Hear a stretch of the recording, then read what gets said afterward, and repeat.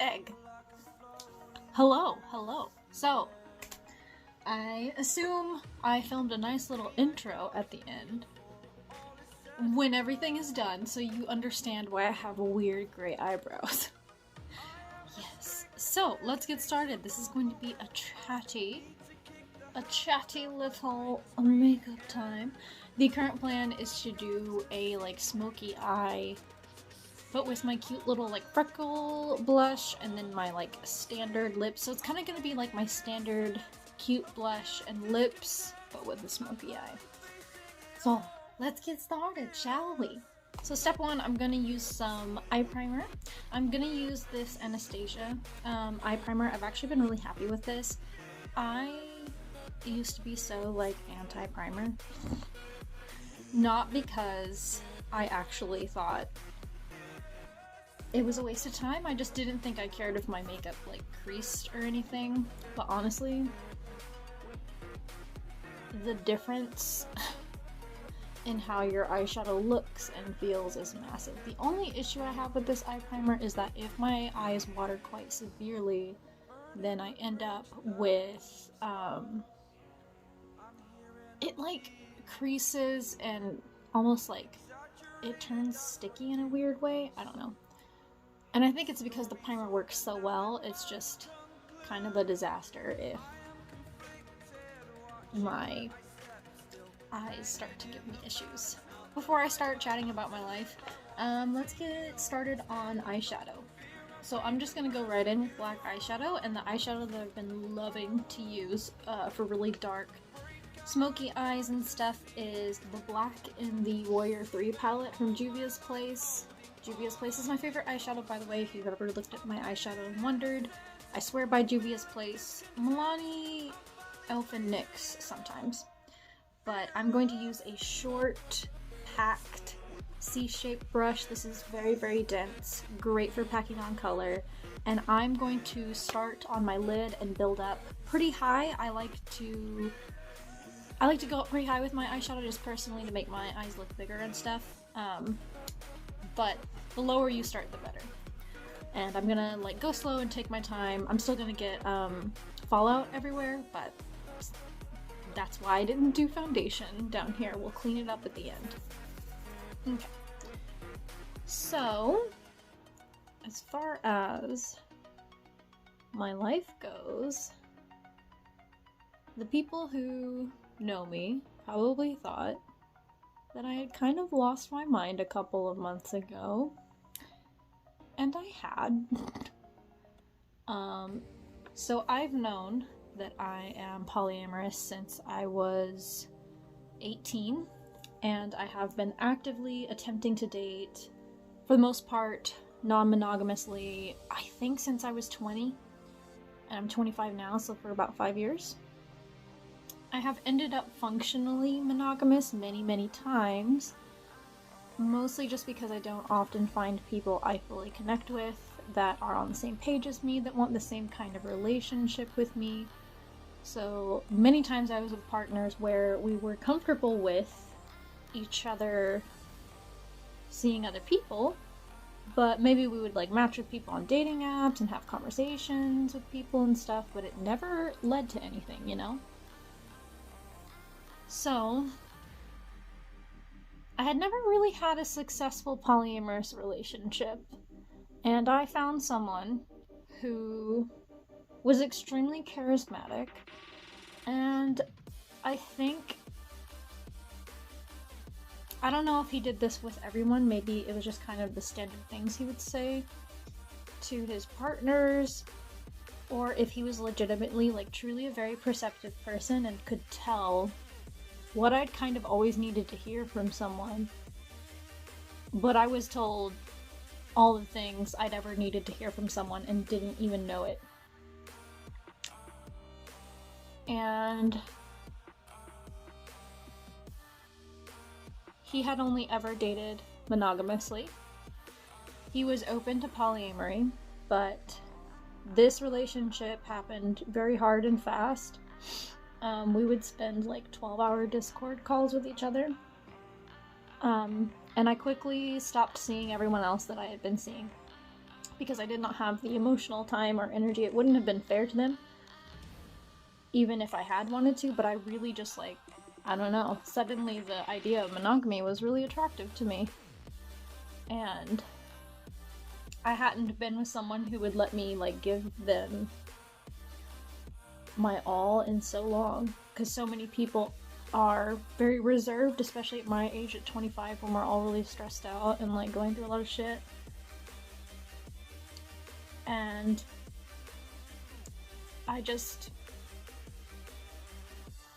it was all in, and it did not end well.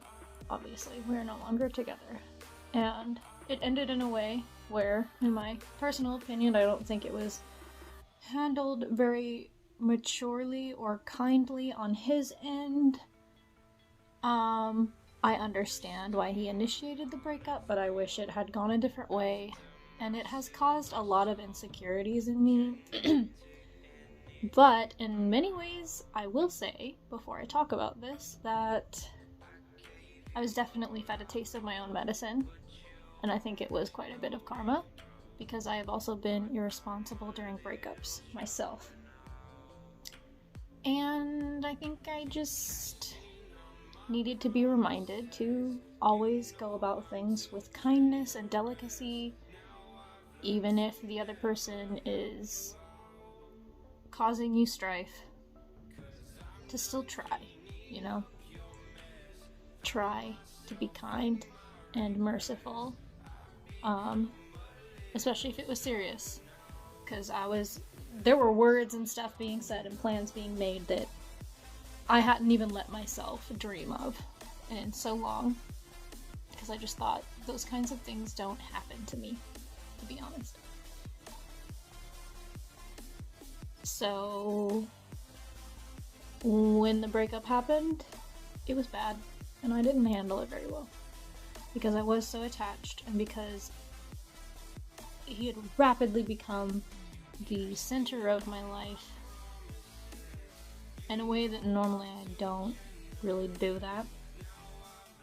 And I was spending so much time with him, I wasn't spending enough time with friends.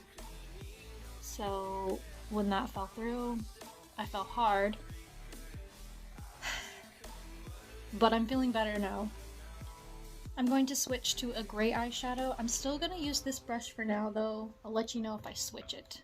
I'm using this really old, really old gray eyeshadow because I just haven't found one that's as good as this one. It doesn't blend very well, but it's just such a perfect natural gray color. It's not too cool toned. It's not too warm. It's just perfect. It makes an amazing contour on my skin, too. So anyways, long story short, my gut was telling me the whole time, this bad idea. Maybe let's not. Sometimes I can just use my fingers to clean up the edges too. Like the oils from your hands kind of like stick to it a little bit and help you drag it where it needs to go. Your fingers are really helpful tools, actually. But yeah, my whole... At the end of the day, my brain knew better. And inside, I knew that I was taking a huge risk.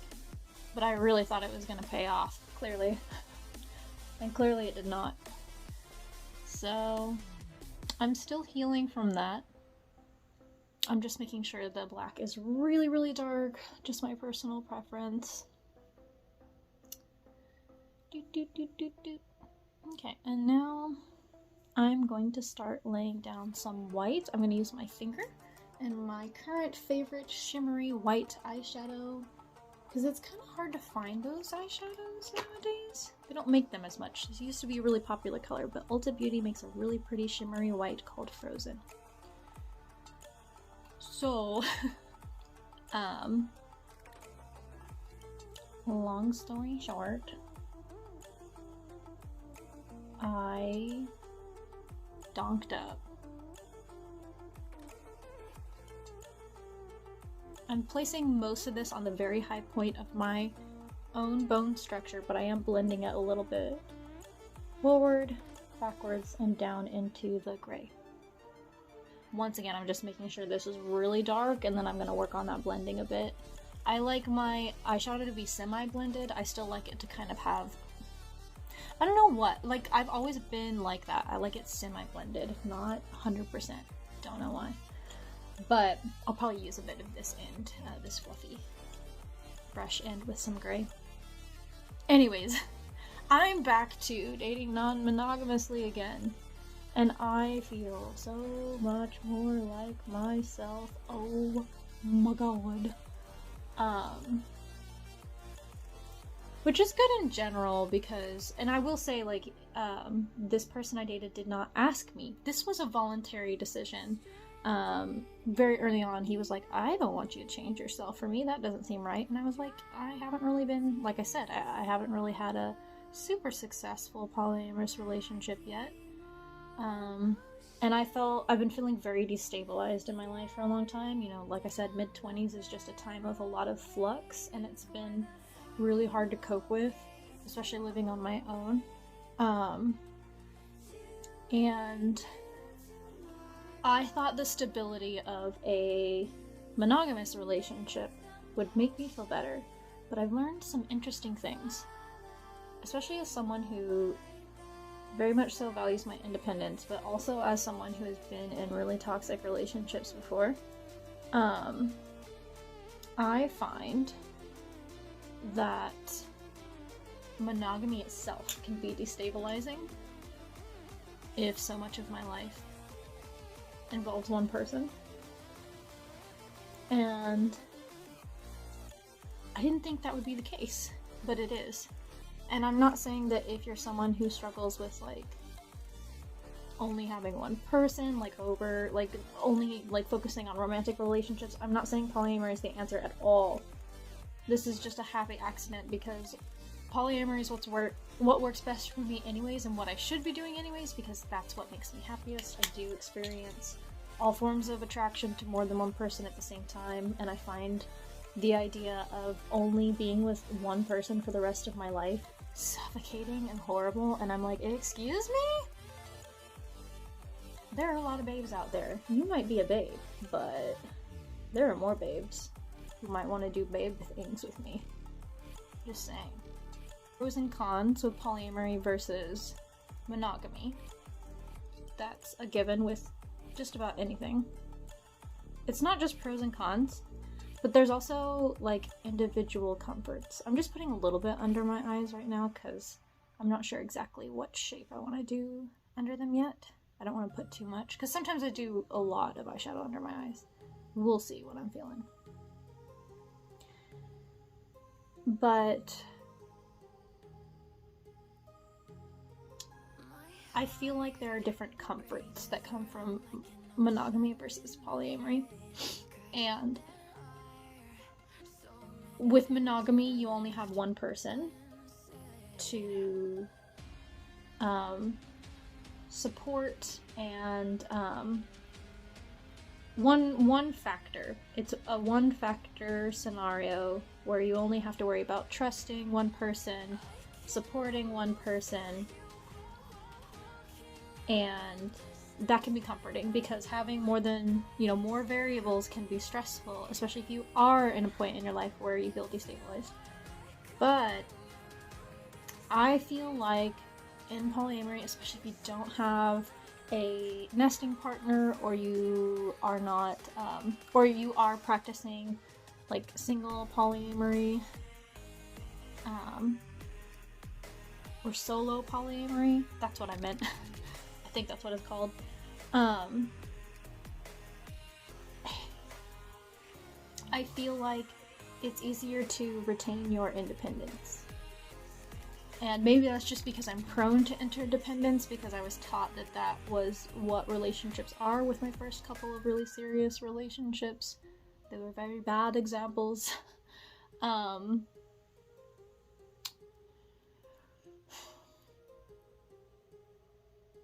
I feel like for me personally, it's easier to retain my independence, which is very important to me. I hate that feeling when you come away from a relationship and you're like, whoa, I have no idea who I am. Whereas with polyamory, partners can come and go, and not as much changes internally for me, other than just processing the emotions of something not working out. So that's just my perspective as someone who has only been practicing various forms of relationships for a few years, many of which have been unsuccessful.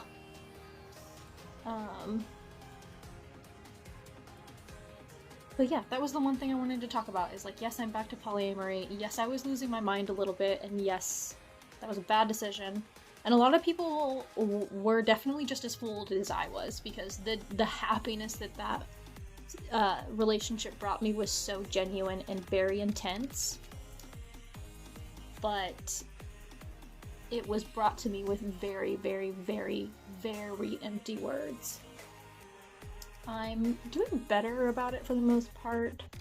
I don't miss him, because I don't think I really knew him, honestly. But when I think about how I was treated and how BS everything was, it hurts. But I've been a little heartbreaker myself, so like I said, I just needed to learn. So I'm very picky with the shape of my eyeshadow because my eyes are human and imperfect. So I like to make sure my eyes look upswept but still look okay from the side. So a lot of times I have to bring my eyeshadow further down around the corner of my eye, and this is basically to hide the fact that my eyes kind of hang down a little bit, especially more as I age. But I don't think it's just aging, I think it's literally just the shape of my eye, because I look at how I used to do my eyeshadow and eyeliner, and I see the same thing when I was like 14. So this is the shape of my face, it's just something that I work with. So also, like I said, this gray eyeshadow doesn't blend out very well, so I'm going to go to my bathroom, check things, adjust the shape by using another mirror, using 2 different mirrors to see it completely from the side, and I'll be back. Alright, I am pleasantly surprised. That actually looks pretty good. It's always just this eye that's a little jacked up, because this eye droops down more, but I'm wearing an asymmetrical wig that hangs really far in my face, and also this is my bad side anyways. I don't really care. Before I get too far ahead, I'm gonna go ahead and add my inner corner highlight, which is gonna be a nice little dollop of that same white eyeshadow pretty far in towards my nose, because I am gonna have a big ol' inner corner wing in a second. Next, I'm going to quickly use my absolute makeup dynamite, which is the e.l.f. Liquid Glitter Eyeshadow in Disco Queen. I get a big old glob directly from the applicator. Maybe not that big of a glob, but quite a bit. And I always pack that onto any of my highlight areas.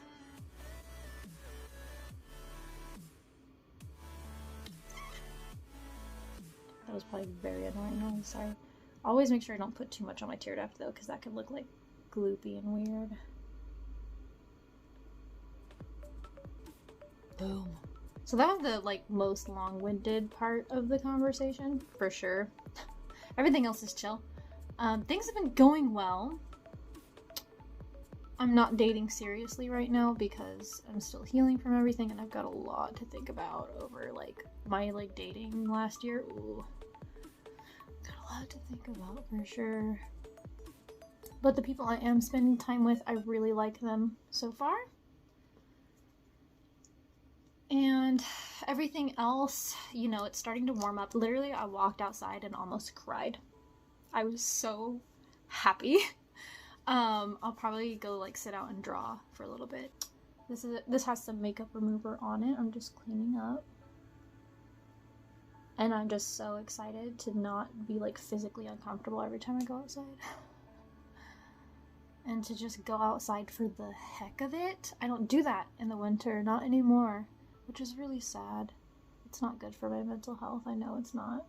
So I'm gonna go take my septum ring out. I'm going to apply my foundation, which is the e.l.f. Flawless Satin Foundation, a really good standard foundation. There we go. if you just need something cheap and quick, and then I will set it. I will set it with my e.l.f. HD powder, another good affordable option if you just need something basic, but I'll be right back. Alright, so my base makeup is done. If I was gonna do like big winged eyeliner that would be out here where my wing is, then I would actually do my blush and stuff first, just so that blending the blush up into my temples wouldn't mess up all of that. But since I'm not doing that, I can go ahead and finish my eye makeup. So today I am going to be using my e.l.f. liquid eyeliner, but I am looking into other eyeliner options because I got a brow product, the Anastasia Beverly Hills brow pen, and I have been obsessed, and I finally have waterproof brows when I do natural brows at least.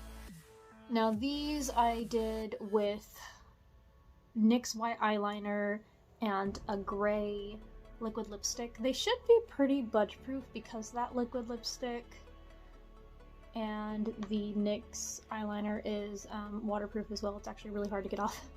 But I'm considering trying the NYX Epic Wear. I'm just not sure which one yet. I think there is one that has a paintbrush tip like this. That's the one thing that always keeps me from a lot of the waterproof liners, is so many of them don't have a brush tip. But there are a couple, and I think I want to finally start spending a little bit more money on my eyeliner. Especially because since shaving my head, I very much so prefer to have makeup on at work. If I'm not going to wear a wig, I feel like working at a beauty store and just being bald and naked-faced and looking like a 10-year-old boy is not exactly the vibe most people are looking for from the person that they're shopping for makeup with. And that's literally just the brutal truth of the industry. It's nothing against anyone. It just is what it is. So I'm doing my little inner corner thing. Because of the natural curve of my eye, I kind of have to like look at it from all angles to make sure there's no weird bumps in the shape. I'm gonna try to not let this camera... I should probably be filming up closer, shouldn't I? Oh man. I just wanted to get comfortable with filming makeup again and get a little bit of practice, and also just talk about where I've been at for people who know me, people who care, especially anyone who's been like concerned or anything. So it's definitely in a lot of weird emotional states with both of the breakups I went through last year. Okay. So now I'm just going to make sure that black eyeliner or eyeshadow blends well into the eyeliner. Either way, who cares? Particularly on the outer edge and then the inner corner too. General eating disorder recovery stuff has been going pretty good. I have not like relapsed since my relapse last year. That one kicked me in the butt. I was like, ooh, I'm too old for this, aren't I? And my body was like, yeah. So I haven't like fully relapsed. It's more so just being like way too rigid and repetitive and being over paranoid about things. Like I'm on some antibiotics right now. Just being like weird about like meal times and stuff, since I'm supposed to eat with them and it's changed my whole schedule and I get anxious about it, but it's literally been going fine. Self-harm once and it was pretty bad, but I was drinking, and I, over the past year particularly, have been really prone to doing self-destructive things when I drink alone, so I have not been drinking alone since then. Because, of course, I knew I would. I woke up the next day and was like, really? Overall, doing better. It's a process, but I want to be well again. I was doing so good before I met that person. I was going out a lot. A brush that I only ever use light eyeshadow on, and I'm going to take this really light shade that's like really good for blending out shadows on my face since I'm pale. Just blend out the bottom. So I was like going out a lot, socializing a lot more. I was going out on dates that weren't just like me staying home in my comfort zone. I was like actually going out and experiencing things with really nice people. And then I just like completely focused on this one person and wasn't really achieving a lot of my goals, especially towards the end when I was feeling really, really neglected. I'm gonna do some eyeliner. This is the Ulta automatic eyeliner. Right now it's my favorite for how well it stays on. I'm just gonna do the inner corner and then the top. I just don't feel like closing off my eyes completely with black today. Although you absolutely could. I go back and forth on it. I think it looks really intense and nice a lot of times, but sometimes I'm like, a little too closed off. So it's just the inner corner and the tight line to make sure that my lashes blend well. Blinking into it helps me personally because it's not the most comfortable feeling. I'm very used to it, but it helps me really get up in there. A major cutie got me Elden Ring. And I've never played a Dark Souls or Bloodborne game, and I'm struggling. This is my favorite everyday mascara. I don't really have a favorite really nice mascara because the only one I've tried recently that I liked was the MAC extension with it's got like the longest fibers on the market, but MAC still tests on animals. Apparently they do like lobbying overseas and stuff to help stop it, but I'm still not comfortable buying from them. I get it, like, China's only gonna listen to people who actually, you know, do stuff with them, but it still makes me feel bad. I get it, like, China's only gonna listen to people who actually, you know, do stuff with them, but it still makes me feel bad. But I got it for free from work at a beauty store, and, boy howdy, it can give you lashes that literally look like fake lashes, but it's uncomfortable to wear all day. So one, I would never buy it myself, so I can't recommend it, and two, it is very uncomfortable to wear all day because of those fibers. So I've been playing Elden Ring, and I'm working really hard on the Stormlight Archive series again from Brandon Sanderson. He just dropped his YouTube video announcing all the shenanigans he has been hiding from everyone, and I'm really excited. I met someone who's really awesome, who we've been really connecting over that book series, and he gave me a challenge to finish Oathbringer before the month is over, but he also provided me with the audiobooks to help, so it's hard. Alright, so I originally was going to include clips of me doing my like quick easy wig application routine, but that didn't work at all with this wig because this wig sucks. So I had to actually do like the got to be glued thing just to get this on my head like at all. So yes, if you have any wig tips, let me know, especially if we're working with kind of crappy synthetic wigs. But that's my look. I just wanted to do kind of a true gray fox sort of thing, and I also wanted to say I'm getting really bored of all of the please shave your head for me comments where people want me to shave my head to the scalp. I explained in my video that I don't like my head completely shaved to the scalp. I've done it before. I don't like it because your head is shiny as heck and I work under fluorescent lights and I will look like a disco ball. I've been through it before and I don't like it, and it's men who are commenting this on that video. I was not expecting this weird, creepy influx, and all I have to say to you is, or shut up. And also, my pronouns are he, him, not a girl. Thank you. Anyways, I'm gonna go check out my new wig because it just arrived. Bye. Goodbye. I hope you enjoyed. And yeah. I'll see you soon, probably. Woo!